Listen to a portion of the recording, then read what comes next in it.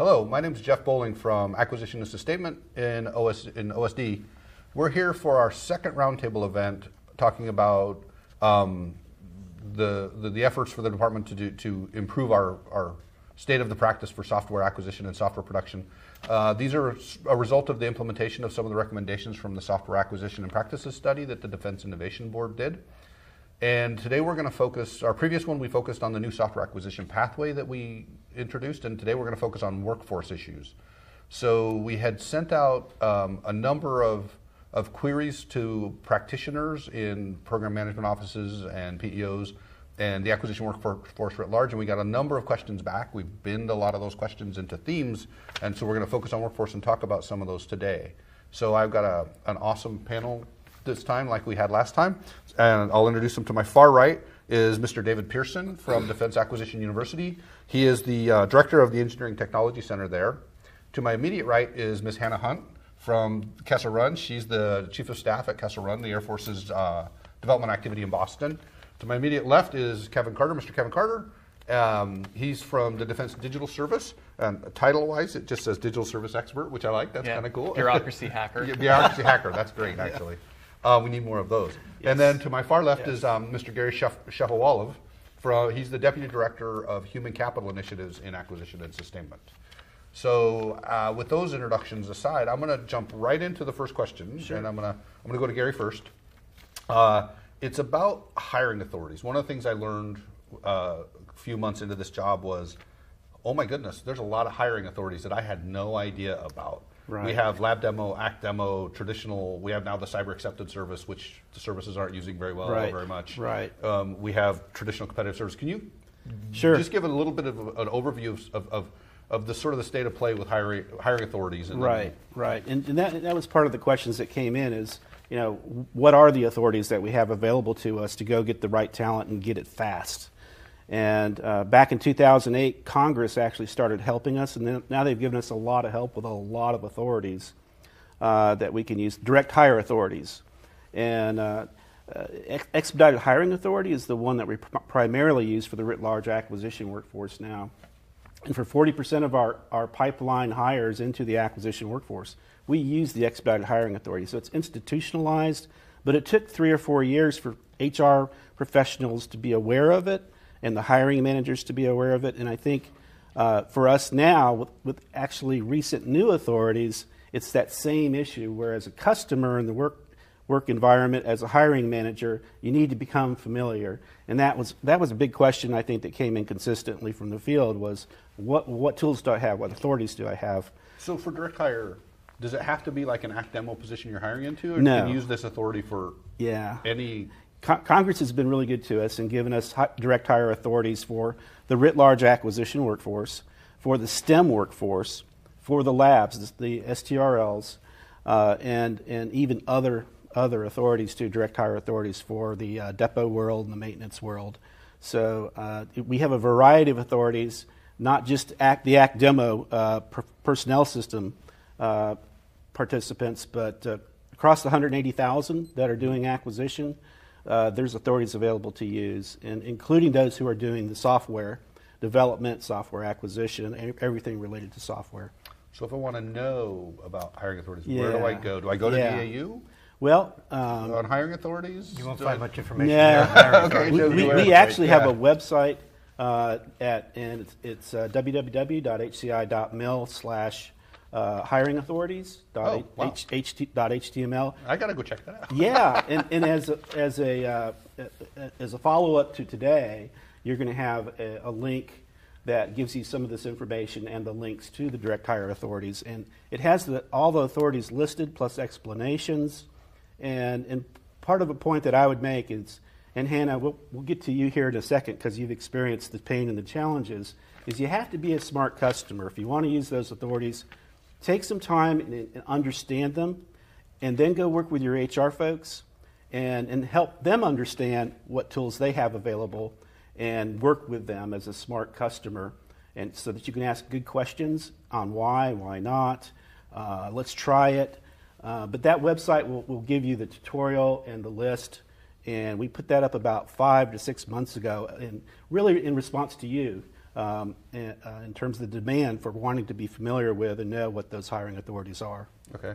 So sticking with hiring authorities for a little bit, and I want to come over here and ask, what are some of your experiences? Have you used them as tool? How good have the tools been? So we pretty much only use direct hire authority or expedited hiring authority for our hires. Some instances are better than others. We traditionally use the OPM-wide direct hire authority for 2210 occupational series, IT specialists. For a variety of reasons, they don't require an educational requirement. There's direct hire authority writ large. It's much easier to hire somebody as a 2210 versus an engineer or other type of specialized position. I'll say that in general, we've had really good response with direct hire authority. The issue traditionally comes in with the cultural mindset of being seen as competitive and fair if we are using direct hire authority. Direct hire authority has made it incredibly easy, and Congress has reinforced that I can by name pick somebody that I think is qualified for the position. We get into this kind of back and forth about, even though I do the vetting for an engineer, for example, I have 3 layers of bureaucracy ahead of me that say, well, let me check the position description and the qualification standard guide and all these other elements that slow down the process. When really I did the vetting up front. My SMEs did the coding challenges, did the technical interviews, and found that they're qualified. There's a great vignette in the back of the software study about some problems DDS had hiring someone, and they had already done all of the qualification pre-vetting by people that were experts, and the classifiers of the HR folks still said no, yeah. So yeah, we feel that pain pretty much, I'd say 60% of the time. Some are a slam dunk, and others require a bunch of retooling of their resume to fit this pre-prescribed notion of what a federal resume looks like. It's a lot. So I was actually at Kessel Run yesterday and Monday, and there's like 300 plus people working in the one space now. So you hired a lot. Yes. Has it gotten easier? Has your local personnel office gotten better? I mean, have they learned? Yes, yeah, I would say so. I think we've been very strongly pushing them to be innovative and more agile in their hiring practices that have allowed us. We've hired about 90 civilians in the last year and a half. We're slated to have another hiring event in March where we expect to hire another 40 civilians. And I think our constant bombarding of facts and data has been really helpful. They've also been willing to do a lot of upfront work and make it easier for us to hire. The problem is that HR professionals are really spread thin. There's a lot of paperwork that they need to do that's not automated in various different systems. So there's a lot of time-intensive work that really could all be automated. So they have their own back-end bureaucracy machine they got to feed on their own. Absolutely, multiple systems systems that don't talk to one another. There's another job for Kessel Run. Or DDS. Let me go over here. Yeah. Can you talk about the DDS experience of hiring and hacking hiring authorities? And those Absolutely. And I think Gary hit it on the head when he called it a tool, because we really view the hiring authorities as tools to help you shape your workforce. And so when you think about what direct hire authorities you want to use, think about what is the workforce and how do I want them to look. And so from DDS's perspective, and this is true also of the United States Digital Service, we try to promote a tour of duty model. We're asking people to come in from the private sector, give 2 years of their career, come make a difference for a short period of time, and don't stay in government. And one of the ways that we encourage them to take that kind of ethos and build that culture is using a direct hire authority that allows us to do that. And so the direct hire authority that we use has people come in at a very high level, non-competitively, and come in for 2 years. And they have the option to renew for 2 years, but after 4 years, you're done. You have to leave your position. And that is actually a strength, and we view it as contributing to our culture rather than the traditional notion of I need to retain my workforce. And so again, just encourage you, look at all the different hiring authorities, think about what kind of workforce do I want, and then use a direct hire authority that helps you get there. Got it, okay. There is a tension between, I've actually got this feedback from some of the people with, we're using external experts a lot more. We're using SGEs, special governmental experts, whatever, HQEs, the highly qualified experts. There's a tension between, tell me if you all have felt this, between the traditional workforce nurturing and hiring from within and growing talent versus reaching out and plucking external talent and bringing them in. I think there's a bit of a tension there that I think we need to balance it and be a little careful. I totally agree. I would love to promote my internal candidates as fast as I can hire externally. I'm beholden to a system that says you can get a 2-step pay increase, so you can get a 6% pay increase. Right. You can't go from a GS-12 to a GS-13 unless you have a year, time, and grade, right. things like that. And we have excellent existing federal employees that would love to be able to promote quickly, but there's either a culture or a structure that kind of inhibits that. Right, yeah, we don't reward, it's hard for us to promote competency, we promote time and grade. Absolutely. Jeff, if I could jump Yeah. in. I think we're getting ready to hit a new generation of a workforce that's composed of the millennials and then the Zs. I think we're there already. And we're there, Yeah. and with the Xs also. And I think there's going to be a gig model in the future for the things that we do, which, and you're kind of the perfect example of it, and Kessel Run is too, where we're going to have the people who come in and long term, they do want to stay and they want to be subject matter experts and leaders someday, some of them. But I think tomorrow's model is going to include a very temporary, cycling back and forth with the private sector to keep us fresh, because that's where the innovation is. Absolutely, that fluidity, especially in software yes, and technology. Absolutely, yeah. absolutely. Yeah. So yeah. To your kind of original question of should everybody be using kind of direct hire authority or is there tension, I think it's really about a mixture. And so when we talk about diversity of workforce, I think we think about the traditional diversity, but there's also diversity in what the makeup is. Mm-hmm. And so there should be a good mixture of contractors, of full-time career government employees, of people coming in short term, or even we use SGEs, or in some cases people who aren't government employees, but contribute to the mission of defense through our Hack the Pentagon efforts. Mm-hmm. And so a much more blended workforce is going to give you better outcomes. Yeah, and I actually love that model too, because I think it creates opportunities for the typical American citizen yep. to contribute to defense. Yeah. Mm-hmm. And I think we've seen a fragmentation of fewer and fewer people yep. working in the defense sector, and our defense department should reflect our society. We had a great event at our space in Tatooine a couple months ago, and there were these hackers that were 18, 19 years old. This is the DDS facility yep. in Georgia that yes. you stood up recently. Yeah.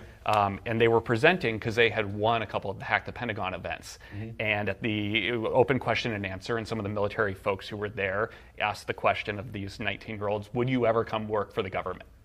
And they handled it very politely, but it was basically no way.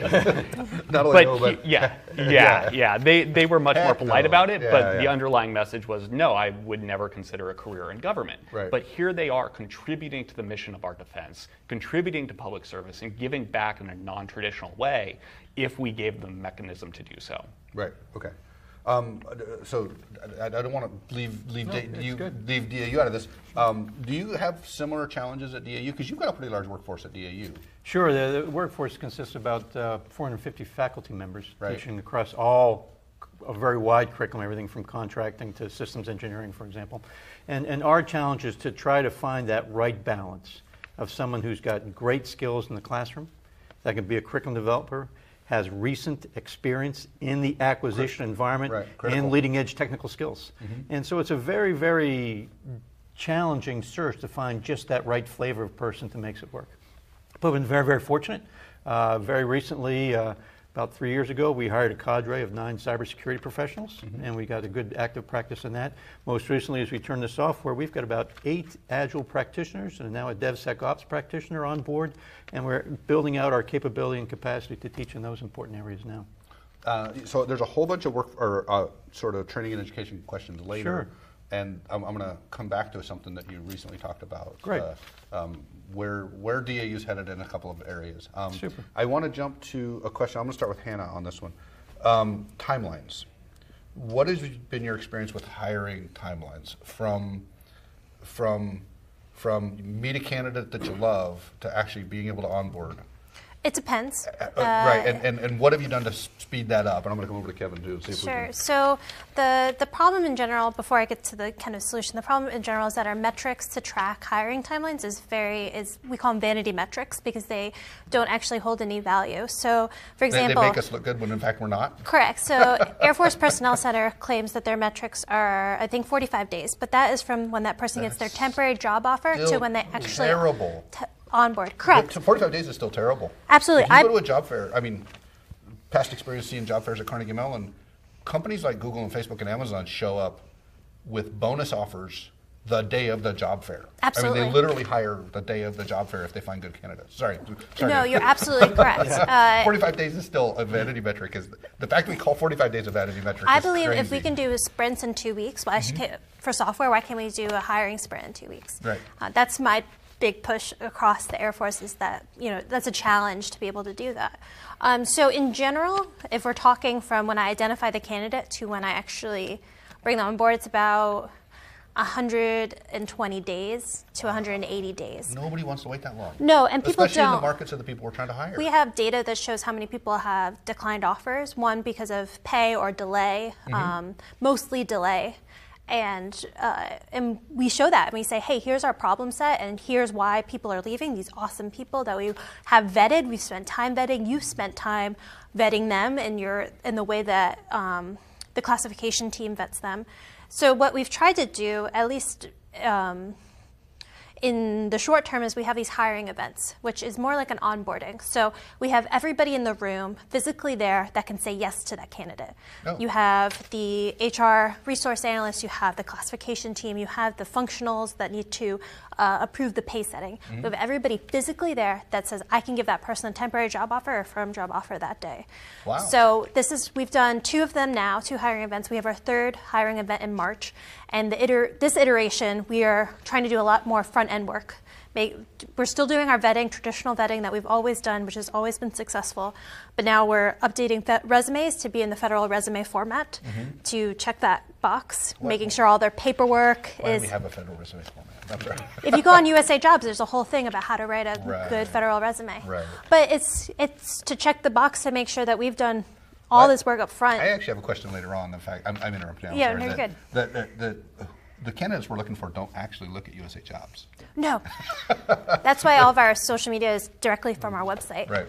Yeah, we've partnered with Air Force Civilian Service to promote as well, but it's their own branding. So they have no idea who Kesselrin is, because it says, we're hiring in Boston for IT specialists. One, a software engineer is not going to consider themselves an IT specialist, Right. neither is a UX designer, neither is a product manager. So I have to tailor it to actually entice industry to come work with us. It turns out, so a few things that I've learned since coming here to this job is there are parentheticals in the 2210 labor category description. Correct. That include things like software developer that I don't think, the traditional, I think, historic notion of a 2210 is they're a system administrator.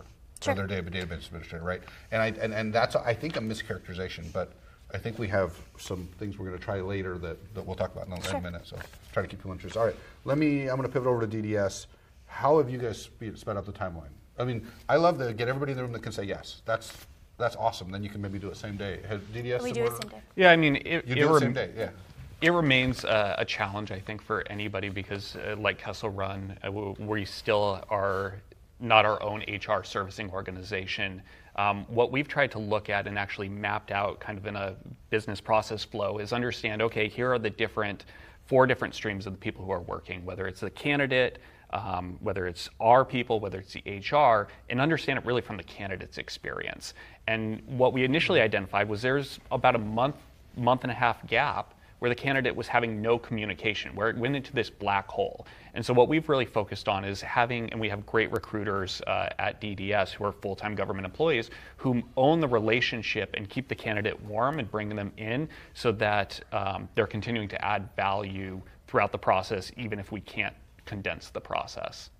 Yeah, so with 2 and 4 year terms in DDS designed that way, you guys have, like, turnover is the norm for you, right? Yeah. So you're always hiring, always recruiting, you know what I mean? Most places are, but I think historically a lot of organizations, their turnover rates are 10-ish%, where you guys are got to be way more than that. Yeah, it's much higher, and I know United States Digital Service, as a result, have a number of recruiters, so HR specialists who focus on really the value-added activities. They're not just there to process paperwork, they're there to build those relationships, to cultivate tech talent over a span of years, so that when that person is ready to take a break, maybe after they've cashed out their IPO, they might consider a career in government. Mm-hmm.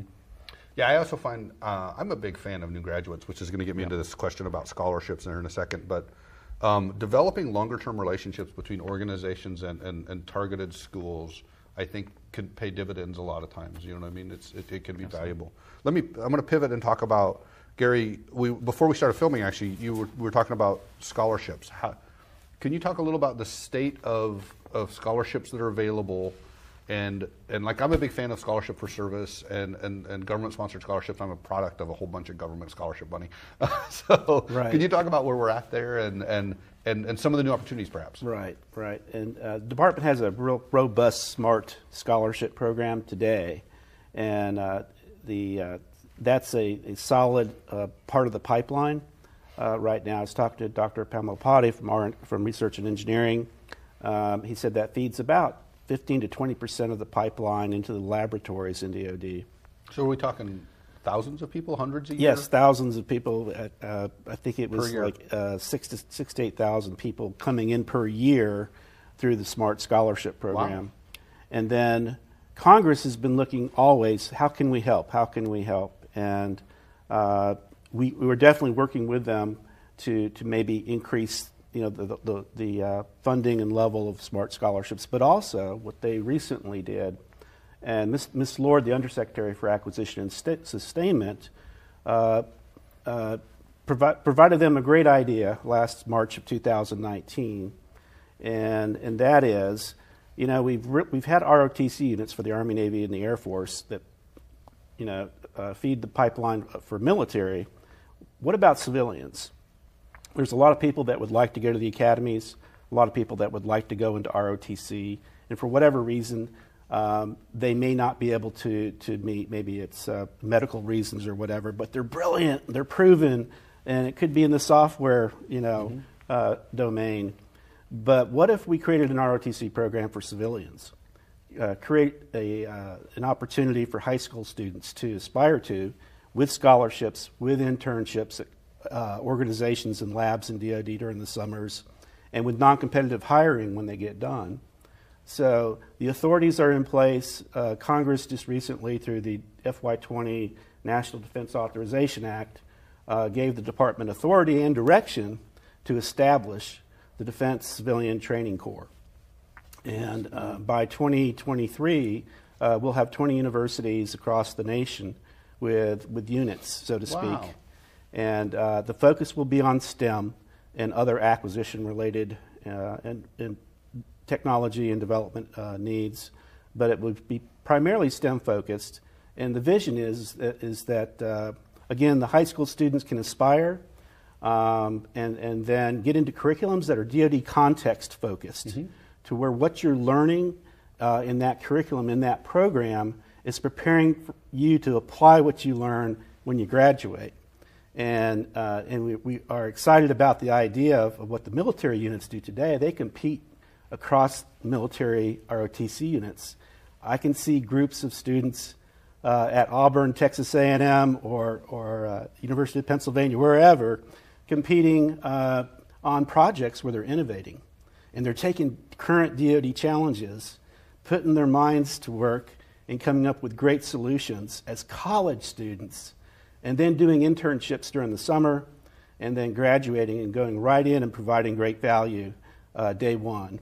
This is pretty big news. I wasn't aware of the Defense Civilian Training Corps. That's pretty big news. I wonder, at A&M, there's the legendary Corps. The ROTC Corps at A&M. I wonder. I wonder if there'll be a separate civilian corps like that at A&M. Well, we're working right now integrate into that corps at the different alternatives. There's the pure unit, and then there could be a hybrid where we actually have civilians as part of the military units to leverage the existing infrastructure and programs, and they're working with military, right? Yeah. As they go through college. So it's not a silver bullet. We need the talent out there that are non-degreed and innovating, the 18 and 19-year-olds. But it takes a few different sources to the pipeline, and so this is a new idea. This is just another thing that we could do as a nation. So and we're that's in the planning phase. All right, I'm going to come back to Kevin with this next question, and it's related to the USA Jobs thing. Where do you guys recruit? It's my assertion that the talent we're looking for doesn't look at USA Jobs, never probably will. And by the way, I think at a previous job I had where I was doing some hiring, I learned a lot about how you write a position description to attract people. And so can you talk about sort of where you guys looked for talent and how you craft your position descriptions, that kind of thing? Yeah, and that's something we've not only done for ourselves, but we've helped other organizations do as well. And I'll start with a story. So I was sitting down with two of my defense digital service colleagues. One was the lead software developer for the Amtrak app right before she came. And she's no longer with us because she went to Harvard Business School. Okay. The other one was CEO of his own startup and got funding on Shark Tank, and then was supposed to get an order, but it didn't come through, and so his startup failed, and he was going to start the next startup, but he decided to come do 6 months in government. I pulled up USA Jobs because I was having a conversation about how we were helping the Army with it. They had never seen or heard of USA Jobs before. And so if this is the type of talent, technical talent, that the department keeps saying that they want and need, and we have all these open positions for them to fill, how do we match and make them aware of the positions? And USA Jobs is unfortunately not going to be their first place to go. Right. And so I often play a parlor trick with different organizations that come in. So Department of Army Cyber asked us, how do we go recruit this type of talent? And I type in, okay, Cyber Jobs Augusta, Georgia, because that's where you guys are, in Google. No federal jobs come up. All the private contractors that you work with come up in different jobs, but Cyber Jobs, Augusta, Georgia, it's not pulling from USA Jobs. So there are certain tricks that we've done to make it appear so you can buy very cheap subscription services to job boards that link back to USA Jobs, because I recognize there are some requirements around Title V that you have to be on USA Jobs if it's a competitive position.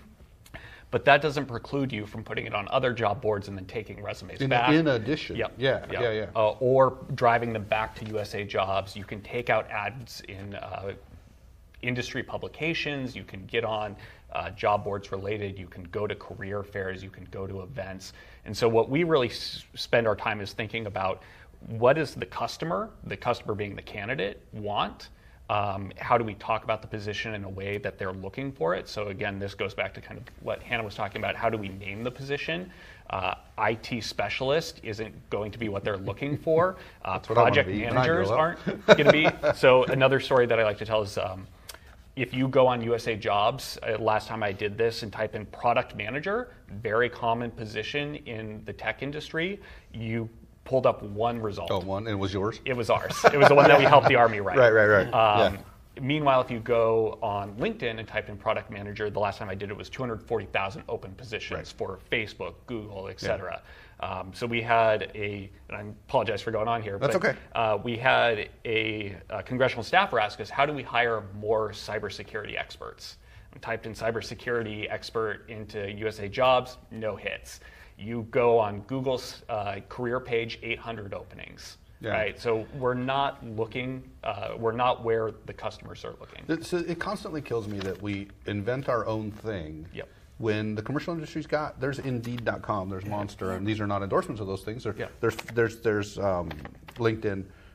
This is where the normal, where the commercial population gets jobs and discovers and talent. You can use them in conjunction. So right. I think that's the lesson, HR the takeaway specialist is we have to do this. Yes, you have to be on USA Jobs for some of the positions, but that doesn't preclude you from then throwing some advertising dollars. And we're talking, for some of those features, a cost of $300-400 a month. Right. To get it seen by thousands of candidates. Right, and we've run into the difference it can make. We've run into this problem. I've been trying to, so we have this hiring event in March.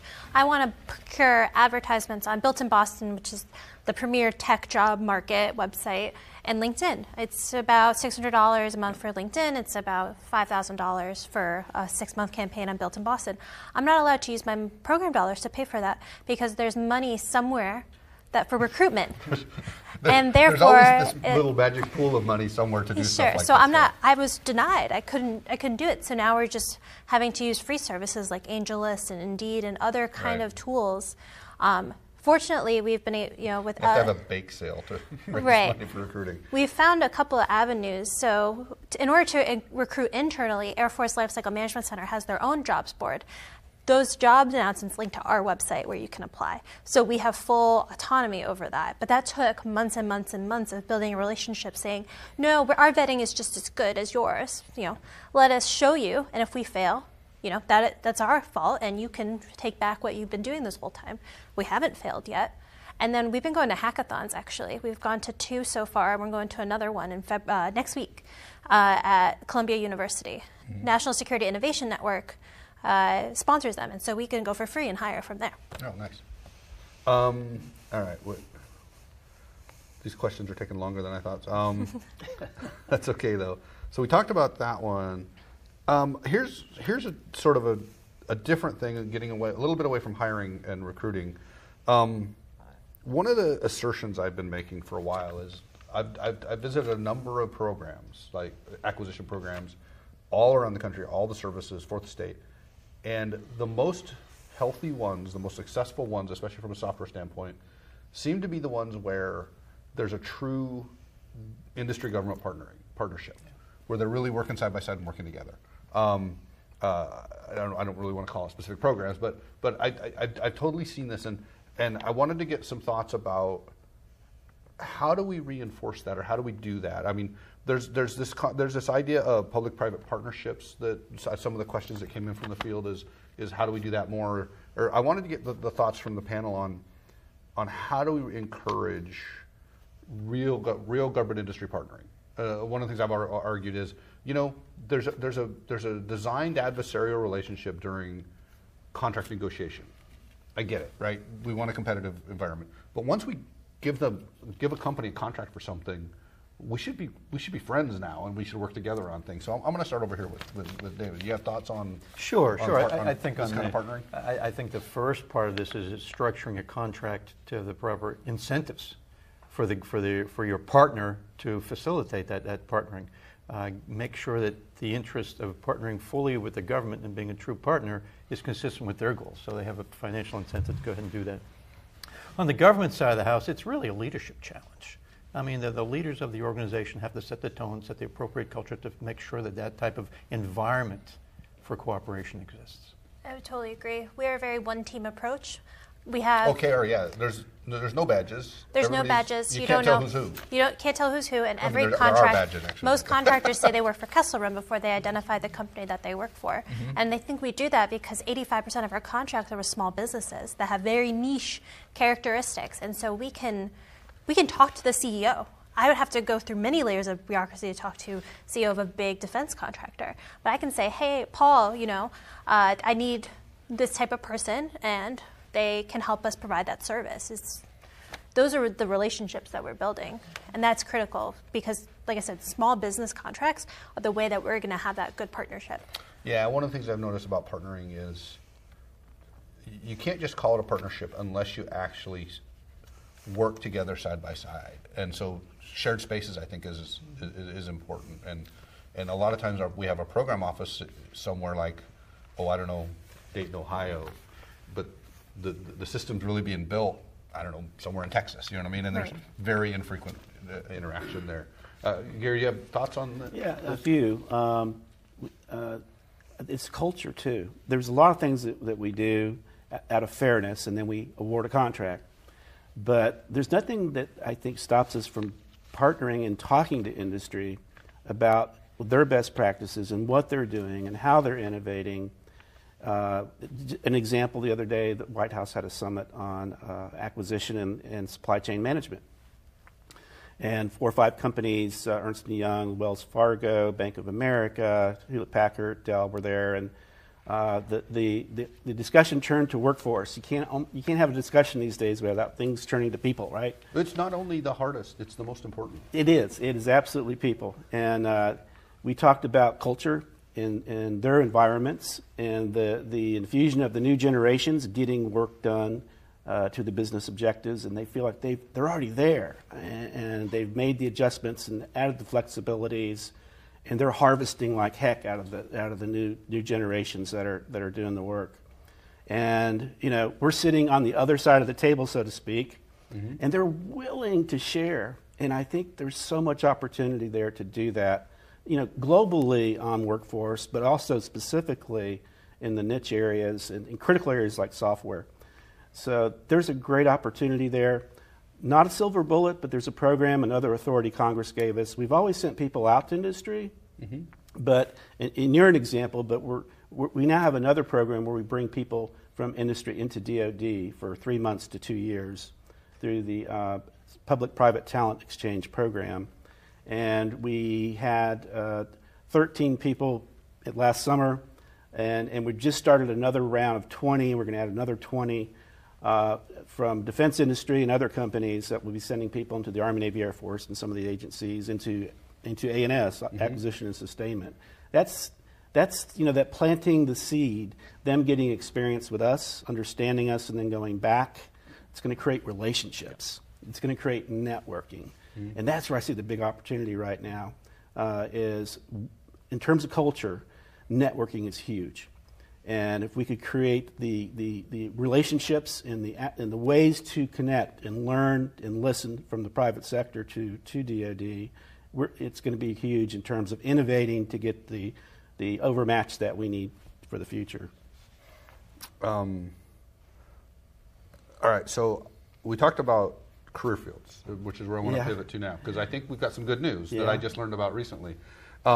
Traditionally, a lot of programs hire software talent into actually it's the 0800 engineering series work code, but that's not always a good fit. But they do that because I think there's sort of a system engineering and engineer bias when you talk about the technology in some of the programs. But we have the 2210 career field, which again, traditionally I think had been seen as system administrators, you know what I mean, not necessarily developers and high-end UX designers and that kind of thing. We also have the 1550 career field, which is computer scientist, but those are really used at labs. So the question really is, should we push for an actual software, I don't know if I want to call it software engineering, because I don't want it to be lumped into the 0800 series. Probably. Should we create a software occupational series for civilians? Absolutely. I'm going to start with Gary. Okay. I think he's got some news. Yeah. The senior leadership in acquisition sustainment, research and engineering, and are all in on, and we've already worked with personnel and readiness, the OSD level, and they've started working an initiative where we're going to partner with our NASA and DHS and others to approach and create a family, a software OCK series family. And the family approach will allow us to have the niche areas to be a sub-part of that family in an OCK series. But, might we actually have product owners and user experience designers in that OCK Absolutely. series? So, when we go out to Ms. Cummings, who runs Acquisition Enablers, was out at Dahlgren. We had gone up to CCOM. The organizations out there doing the work are saying, yes, give us this broader flexibility to get to the people that we need instead of having to hire them in how we did work in the past. Work has changed, and I need to have that more flexibility when they come in to better fit them to the needs of the mission. So yes, the department's is pursuing, and we're preparing now the proposal that would go to OPM, the Office of Personnel Management, to request that we create a new software OCK series family. I think that's awesome. I think that's one good way to get after this. You talked, Hannah, earlier about, before we started taping, about you've got college graduates that in some positions, because they're coded 2210, you're only able to offer them like a GS5 entry salary? It's actually the engineering community. So that's actually the bigger hurdle. The 2210s don't have an education requirement. I can pretty much hire them as I see fit, as long as they have the year of experience to be considered a GS12. Okay. The engineering community dictates that you have to have an engineering degree or computer science degree, and you have to move up the ranks like every other engineer did. So I have smart scholars, for example, that came in as GS7s or GS5s that I can't promote because they're part of this program and have to go through the stage gates. And it's frustrating because they're doing the work of a GS12 or a GS13, but not being paid as such. Right, and if you look at civilian equivalent salaries for that kind of talent right out of college, it's significantly more than we're able to offer. 2.5 times more. Wow. Especially in Boston. Yeah, I actually come from the point of view that I think the flexibility is there currently, and a lot of the job series and classification guidance allows you to be creative if you have the right culture and people on the other side. And so a good example of that is the 2210 job series that does not have an education requirement. And so I'll plug the report, but in our Software is Never Done report, we tell the story of how we wanted to hire a high school student who didn't have a college degree yet, hadn't even graduated high school yet, but had demonstrated through creating his own companies, doing bug bounties, that he far exceeded the requirements and expected skill sets to do the position. But the HR specialists who were doing the classification and looking at his resume were falling back on what they knew, which was education, years of experience, time, and grade, even if that wasn't required. And so I just want to make sure that we can create a new job series. We can look at the different job series that don't have those requirements, but at the end of the day, it takes leadership and a culture that's okay with being a little uncomfortable. Yeah. If I could add a point there, in all that we're going to do to create tomorrow's software workforce, the HR community is such a critical partner, and they're an enabler to all this. And on our working group that we have on software workforce, HR, the OSD personnel and readiness folks are part of that group. Dan Hester, and he's actually the critical one working the proposal to OPM. But you're right. In today's environment, it's more a team effort on just about anything we do. The stovepipe getting things done of the past is gone. The generations coming in, they want to work together across the old boundaries, and actually they want to learn about those other areas too. That's just going to make us better as a government, better as DoD. Yeah, I mean, that principle of balanced team pervades a lot of things, right? Yeah. I mean, from development teams to agile teams to just getting things done. Yeah. I think we do a disservice to the HR community for not cross-training them in technical understanding of what they're hiring against. They just look at the classification guide and the resume and say, find word search, because they don't know. And that's not, they should be able to know, and we should cross-train them. So we actually have, I know you're trying to jump in, we actually, in some areas, do a better job of this. Like the acquisition career force, at least in the Air Force I know, will take an acquisition officer and make them a maintenance officer for a period of a couple of years. Emily, you've got somebody at Custer Run that just got out of that program. Yes. And so got to go experience that total cross-train experience and then come back to acquisition workforce. So they've got the right kind of understanding and even empathy for the people that are maintainers, and so they can do better software for those maintainers. So you were going to... Yeah, thanks. So the point I was going to make is the importance that properly occupational coding that particular person. It oftentimes slaves what future training requirements you're going to have. Oh, right. And it's not uncommon for you to be misappropriately trained based upon the job you do. For example, we hire a computer scientist or a computer engineer. They get put together in the 45,000 member engineering career field. And they'll take courses with content such as manufacturing and systems engineering in it. Meanwhile, I've got an information technology career field, which is probably more appropriate. A whole curriculum of courses just for them. And it'll be very difficult for these computer scientists to take my information technology courses because they're coded as an engineering billet. That's a real disservice. Good point. That's another piece of our bureaucracy that I think we may need to maybe to apply some pressure to. I'm going to stay with you, Dave. Who owns this OX series? If we create a software occupational series, who owns it? And when I say owns it, this is I learned from PNR that they do all the personnel and readiness.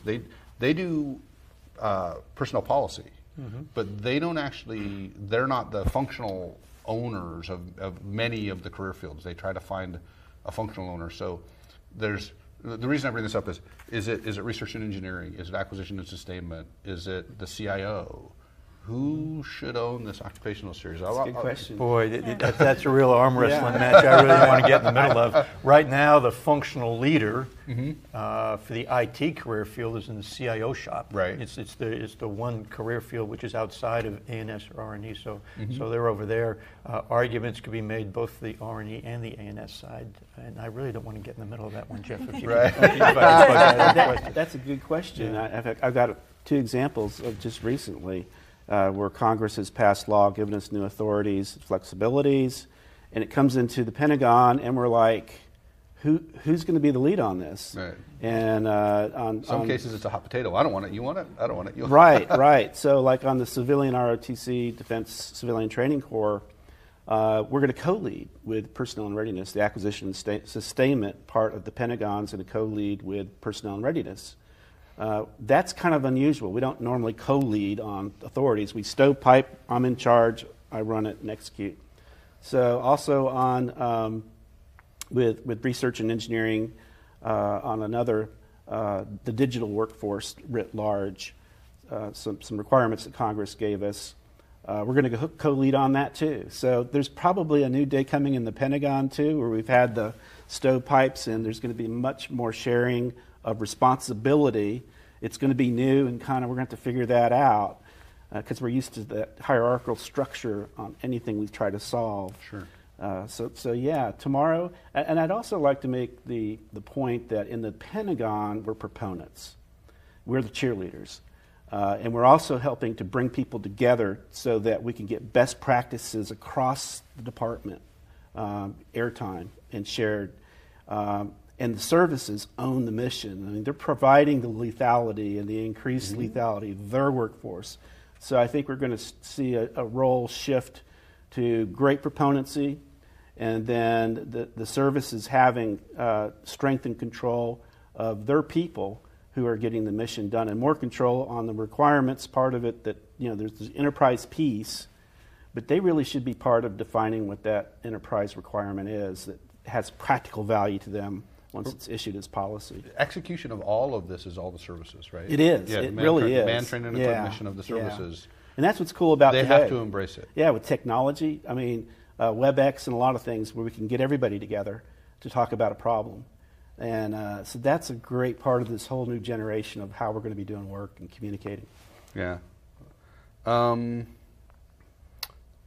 I'm going to start with Dave over here. Sure. This is. I'm going to pack a whole bunch into this question. Okay. All right. So, there's this discussion. I was just having it with somebody before I came to the filming here about, does DAU train and educate actual software developers and product managers and product owners and user experience designers, or do you provide the training for the acquisition people to write the contracts to hire those people? Is that, do you see? Yeah, I think I understand. Yeah. I understand the distinction. Traditional tension there. You're exactly right. You're exactly right. And the answer I typically provide is DAU provides acquisition training in my center to the technical workforce. Okay. Okay, and I think that's a big distinction between providing technical training to the acquisition Got it. workforce. So we take people that are already technically competent and teach them how to live in this crazy acquisition. That's our current approach. How do you take the skills that you've got and apply it in our unique DoD acquisition environment? Right. You know, we get a lot of rules. Oh, and lots of processes and unique products and unique ways of doing things. And a typical engineer or a typical software developer, if they want to be effective in leading and developing programs and putting out products, really needs to understand the environment in which they're operating in. And that's the niche, I think, that the university provides.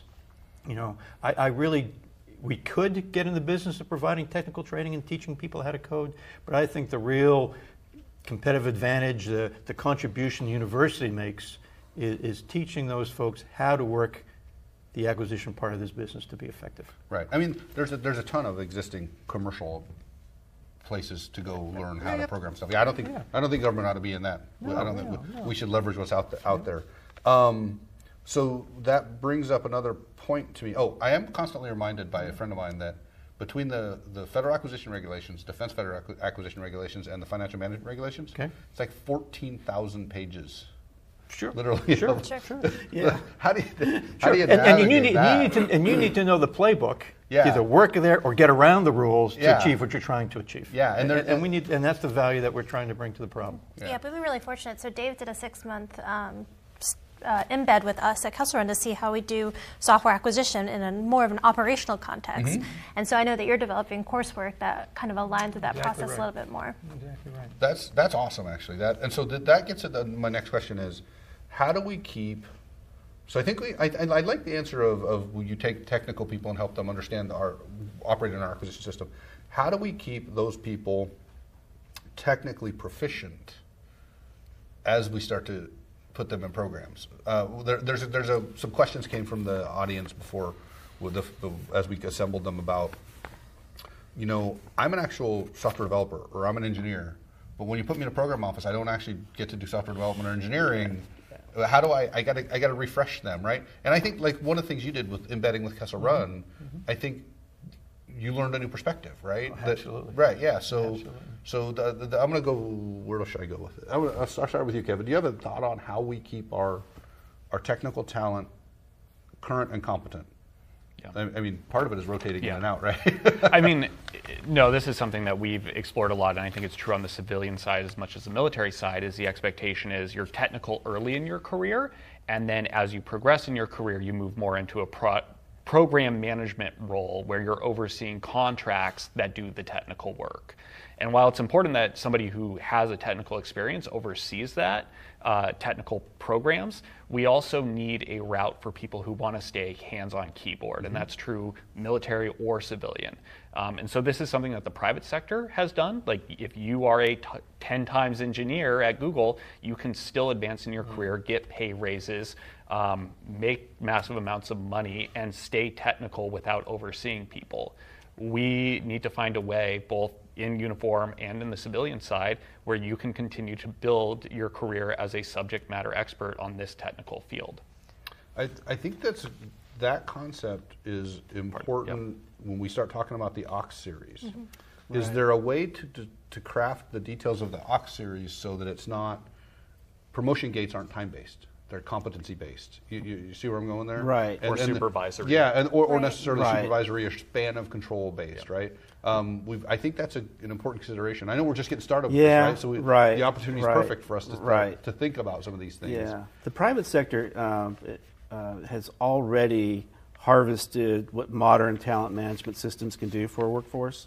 You're talking about information on people. And it's not just the HR core information, it's information that leadership management puts in and the people put in so you can understand what they've accomplished, what their interests are. And big enabler here is information to understand our people, know our people, and then reward them for not just time passage, but for actual contributions to mission and above and beyond contribution. And ACDEMA is a good example where it's a contribution design where what have you contributed, what level should you be contributing at, and then that's what we're going to compensate you for and reward you for. So we need to kind of keep looking at the private sector and adapting those performance management systems that are more product focused versus a very kind of safe, no risk system where it's more of a passage of time and you get promoted. So lots of opportunity there.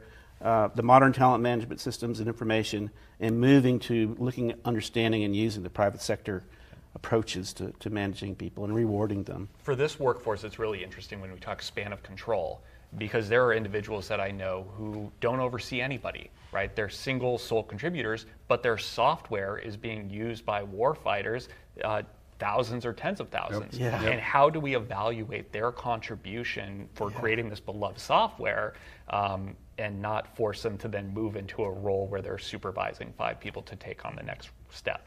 Right. Yeah. That's a good point. The nature of software is a single individual can actually have massive impact, and we need to find a way to include that in. And to me, it's not all about making massive amounts of money, right? But rewarding and compensating and promoting is really where it goes. And if you don't, you lose them. Right. I tell the story sometimes about Flappy Birds. Remember Flappy Birds? It was written over a weekend.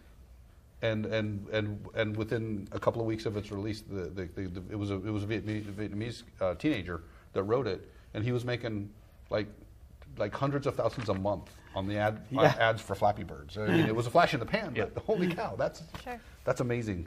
I wanted to comment on this whole go technical early, but then broaden into more leadership and have an alternate path. I totally agree.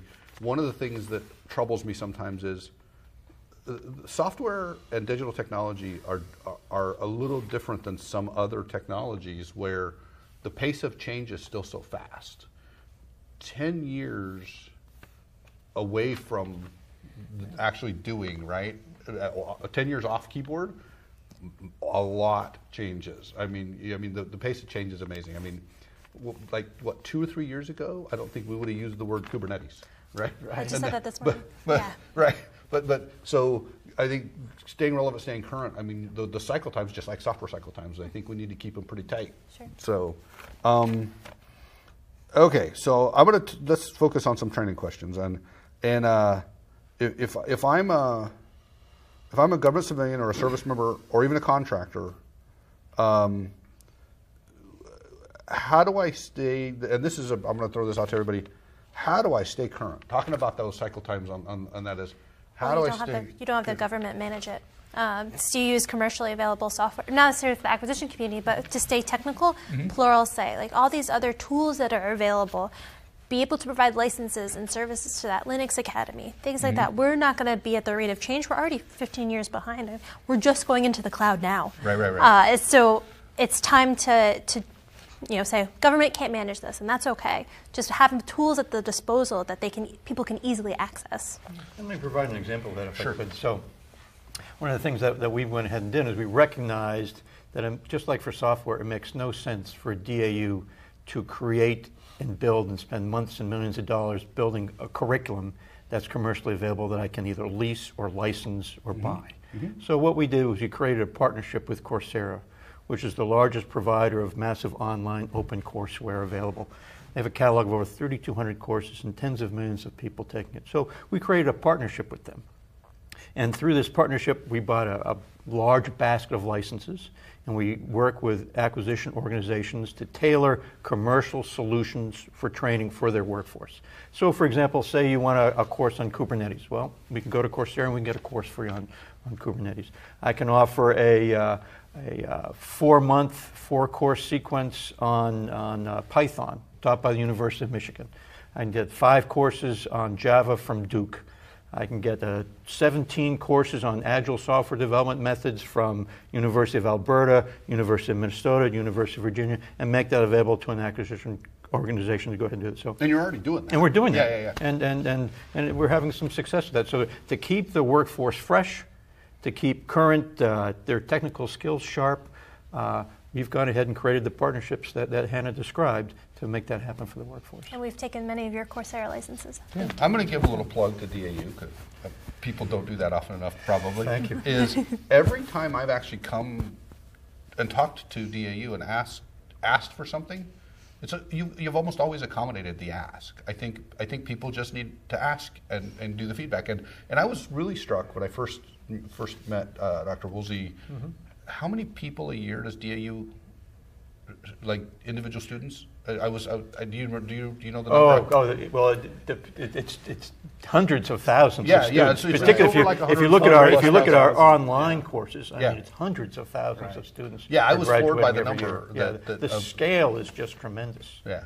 Of what we're trying to do here, and that's what we're finding, that we have to move to more, in many cases, an online model, because the numbers are so much. Right. Classroom training is so very expensive to develop and deliver that we really got to find partnerships and deliver very, very hard-hitting and appropriately engaging online content for our students. Right. Yeah, and I want to say again, I think if program offices, PEOs need some kind of training to offer to their people.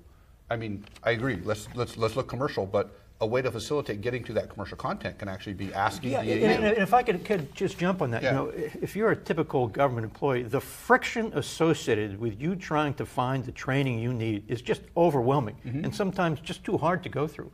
Whether it be determining what training do I need, how do I find the right course, who's the right training provider, how do I get approval from my boss, how do I get funding for it, how do I register for it, how do I get it documented in my records? Tremendous friction. How do I actually get the time away from my daily duties to actually and that's part do professional development? I find that's one of the biggest challenges is leaders and supervisors don't always carve out that niche. And what I'm trying to do is I'm trying to carve down that friction. Right. And that Coursera program is an example of that. You don't have to figure out what courses you need to take. We've got the courses there. We've vetted them out. I've got an easy registration process. We document that you've taken it. It's paid for, easy to sign up for. So reducing that friction, hopefully expanding the commercial training opportunities to the workforce to get leading edge courses is something we're trying to achieve there. Yeah, we've been trying to get a group of employees access to Security Plus training, which is very common for people working in cloud environment. If they're not coded to get that training, so the government won't pay for it. We talked about previously, yeah. So I have to update their position description to be able to get them coded, and it should be. If you want to take the course, you provide a good justification, then you should just be able to take it. Right. I understand that there's this friction here, but people want to learn. There's a desire within Kessel Run for professional development. I took a survey, and everybody has stated what they want. I just can't provide it all because I don't have that funding, or they're coded not. Yeah. And in this domain, I think from my experience, what I watched up there was that your software developers and your entire balanced team recognizes that their future employability depends upon their ability to keep their skills current and up to date. So they've got a vested professional long-term interest to stay on top of their training. Well, and we organizationally have a vested long-term interest helping people Why not put it develop professionally. I mean, Right. nothing could be more important almost. Unfortunately, I think we're close on time. So let me look at my couple. All right, I'm gonna end with this question and let everybody throw in a comment on this question. So there's this the phrase out there that culture eats strategy for breakfast, right? Culture is a hard, nebulous thing to define. I sometimes define it as what is your default behavior? What things do you do by automatically? What things do you tolerate? What things do you reward and don't do? So I think our culture is a lot of times determined as much by our workforce and how we treat them than almost anything else, right? That's just my opinion. So how do you, I want recommendations. I'll start with Gary and we'll move around. How do you nurture culture, especially from a workforce standpoint? We have a program called the Defense Civilian Emerging Leadership Program. 144 individuals, high potentials identified early career by leaders across DoD.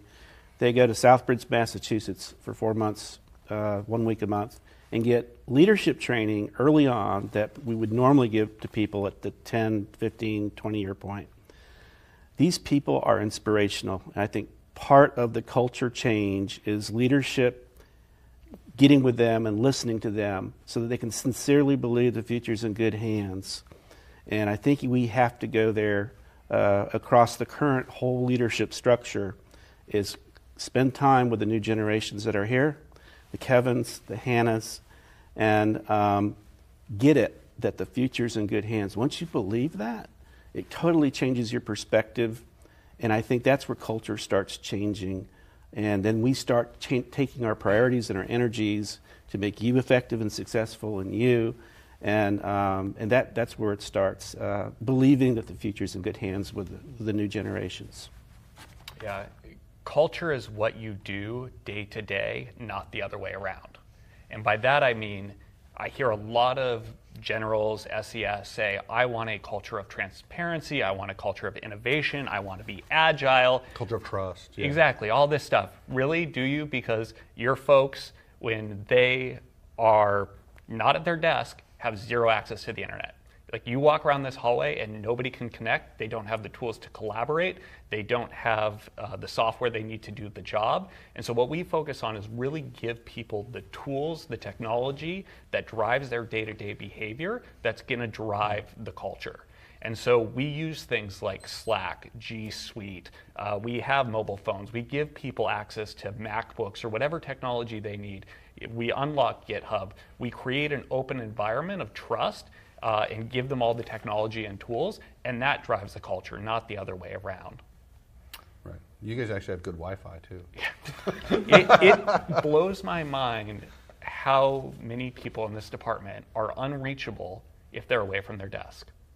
So, and yet we want to be a digital culture. I actually I made the decision 4 or 5 years ago. I made a conscious, real hard push to go completely paperless. Yep. And I got to the point where I was the nerd that had my laptop with me all the time, but I really, really did go paperless. Yep. I took this job in 2018, about 2 years ago. I had to go buy a notebook because I can't have my laptop in about 80% of the spaces I have to work in. So yeah, I was forced back to paper. Right. So I would echo both of what you said. Both of those are very important things for us. as well for Kessel Run. Something that we've recently started is actually documenting what our culture is. Netflix did it. It's on their website. We should do the same thing. So we have a manifesto that we've developed that will be publicized soon that basically lays out our cultural proposition and what our values are. And part of that is ideas over rank, transparency, continuous delivery, those types of things that is now documented. So we're going to be held to that too. I'm anxious to see that, actually. Yeah. When it comes out, we'll Okay. spread it around. Okay. So I got to go back and say leadership drives the culture of an organization. You know, you've got the technology which enables it, but the leader, through their behaviors, through what their actions are as opposed to what they say, the incentives they provide and the messages they send to people, I think is the key to making culture the way you want it to be. It really comes down to leadership setting the culture. Yeah. And enforcing, and then enforcing it once it's established. Right. When there are outliers, you're able to put them away, and at the same time, reinforcing and incentivizing the behaviors you want to see in that culture. Yeah, so I've heard some people describe one aspect of culture is the things that you tolerate, the worst behavior you tolerate, and rewarding the right behavior, but also not tolerating the bad behavior is super important, right? That's right. For me, lately, I've been thinking about my own answer on culture, and to me, it's about sort of humility and empathy are the two things that come to me. Is humility gives you the ability to work together, realize you don't have all the expertise, I need a team, and that empathy piece is putting myself in somebody else's shoes and understanding their problem so I can help them with their problem. So that's sort of where I'm at. But all right, so we're going to wrap it up. I'm supposed to give a quick cliffhanger. This is number 2 of a series of 4 of these roundtables. And if you haven't seen questions, I got a plug. If you have questions on workforce issues, there's a new email that Gary set up, and it's HCI software, so Human Capital Initiative software, at hci.mil. HCI software at hci.mil. As a follow-up to this roundtable and to the feedback that you've already provided us, keep the feedback coming, and you're going to help us really target and work creating the new workforce of the future. Right. So next 2 roundtables, just a quick plug. We're going to talk about authority to operate, reciprocity, and things like concepts like continuous ATO. Is that really a thing? Does it really exist? And basically being able to share accredited components between services and programs. So that'll be one of them. And then the other one is things like requiring access to source code, sharing of source code between industry and government, software frameworks, development tools, enterprise opportunities and enterprise tools, those kinds of things. So again, I want to thank the panel very much for doing this. Thank you, Jeff. Thanks a lot. I really appreciate it. And to the rest of the software professionals and acquisition professionals, Absolutely. ask for help if you need it. Otherwise, execute.